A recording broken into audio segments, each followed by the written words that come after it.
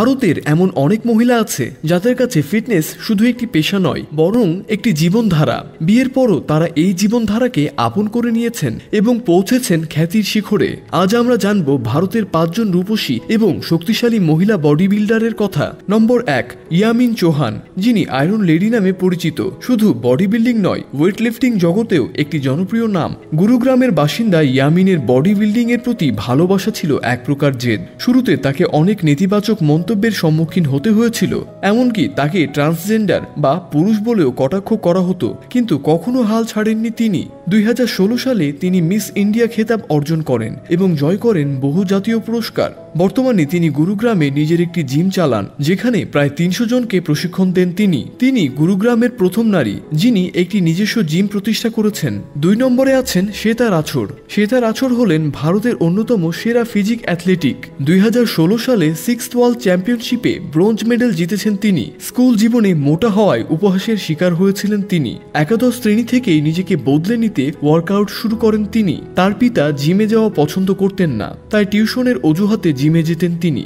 আজ তার কঠোর পরিশ্রম ও সংকল্পই তাকে বিশ্বের পরিচিত ফিজিক অ্যাথলেটিতে পরিণত করেছে। 3 নম্বরে রয়েছেন শ্বেতা মেহতা।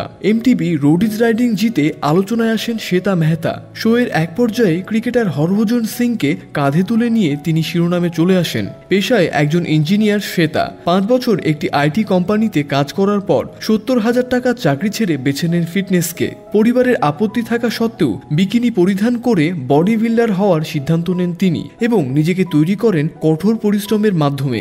4 নম্বরে রয়েছেন সোনালী স্বামী। 2 সন্তানের মা থেকে শীর্ষ বডি বিল্ডার সোনালী স্বামী 37 বছর বয়সে বডি বিল্ডিং ক্যারিয়ার শুরু করেন। যখন তিনি 2 সন্তানের জননী, 2016 সালে তিনি এশিয়ার WBP চ্যাম্পিয়নশিপে টপ 10-এ জায়গা করে নেন এবং ব্রোঞ্জ মেডেল জয় করেন। ওজন বাড়ার পর তিনি ফিটনেস কোর্স শুরু করেন এবং শুধু নিজেকে পরিবর্তন করেননি, বরং অন্যদের ফিটনেস ও মডেলিং এর প্রশিক্ষণ দিতে শুরু করেন। 5 নম্বরে রয়েছেন কিরণ ডেম্বোলা। গৃহবধূ থেকে সেলিব্রিটি ফিটনেস ট্রেনার কিরণ ডেম্বোলা একসময় ছিলেন একেবারেই সাধারণ গৃহবধূ। বিয়ের পর যখন শ্বশুরবাড়ি আসেন, তখন তার জীবন ছিল একেবারেই সাধারণ। হঠাৎ একদিন জানতে পারেন তার ব্রেনে ব্লাড ক্লট হয়েছে। চিকিৎসার পর সুস্থ হলেও ওজন পৌঁছেছিল 75 কেজিতে। মানসিকভাবে ভেঙে পড়লেও তিনি নিজের ওজন কমানোর প্রতিজ্ঞা করেন।